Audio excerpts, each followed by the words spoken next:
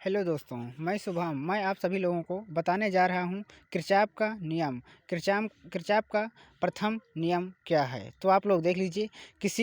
Kirchhoff का प्रथम नियम, जिसे संधि का नियम या धारा का नियम भी कहते हैं, किसी परिपथ में किसी संधि पर मिलने वाली समस्त धाराओं का बीज गणितीय योग शून्य होता है। तो आप लोग देख लीजिए, ये एक फार्मूला है, आने वाली धाराओं का योग, निर्गत धाराओं का योग। तो आप लोग देख लीजिए, ये मैं अच्छे से आप लोगों को दिखा रहा हूँ। यहाँ से I1 I2 I3, एक इसको ले लीजिए, ये आने वाली धाराओं का योग है। फिर I4 I5 I6 है। तो आप लोग देख लीजिए, किरचॉफ का प्रथम नियम आवेश संरक्षण पर आधारित है। इसको आप नोट्स में लिख सकते हैं। उसके बाद में आप लोग देख लीजिए कैसे लिखना है आपको। I1 I2 I3 ये आपका प्लस में हो जाएगा। I4 I5 I6 इक्वल 0, ये इसका योग शून्य होता है। तो आप इस तरह इक्वल लगाकर शून्य लगाएंगे, लिखेंगे। उसके बाद में I1 I2 I3 equal I4 plus I5 minus I6 अपान में 0 लिखेंगे। ये आवेश संरक्षण का प्रथम नियम है।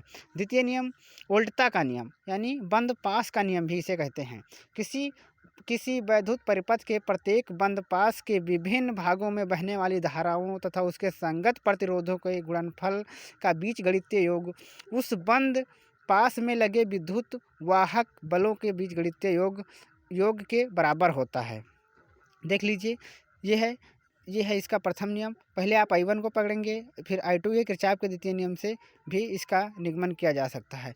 आप लोग देख लीजिए, बंद पास के लिए I1 I2 प्लस R3 है, ये इक्वल में E1 E2 है। आप लोग सोचते होंगे ये कैसे आया, तो मैं आप लोगों को इस चित्र के अनुसार बताऊंगा कि I1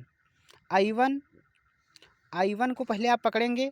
तो I1 में को जब आप पकड़ेंगे तो पहले I1 R1 लिखेंगे। जैसे कि यहाँ मैंने बंद पास 1 के लिए आपको ये ज़रूर लिखना है, बंद पास 1 के लिए तो I1 प्लस R1। फिर जब आप I2 को पकड़ेंगे तो फिर यहाँ देख लीजिए, R2 को पकड़ेंगे तो I2 R2 हो जाएगा। फिर देख लीजिए, मैंने I2 इंटू R2 फिर इक्वल लगाकर E1 E2 लिखना है। तो E1 E2 आप लोग यहाँ देख लीजिए, ये है E1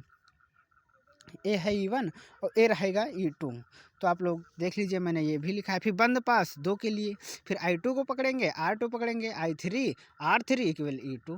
किरचॉफ का द्वितीय नियम ऊर्जा संरक्षण पर आधारित है। ये नोट में आप लोग ज़रूर लिखना।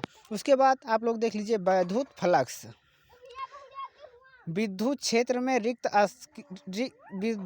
में स्थित किसी पृष्ठ से अभिलंब गुजरने वाली कुल क्षेत्र रेखाओं का संख्या उस पृष्ठ से गुजरने वाली संख्या वैद्युत फ्लक्स कहते हैं। इसे फाई से प्रदर्शित करते हैं। यह एक अदिश राशि है।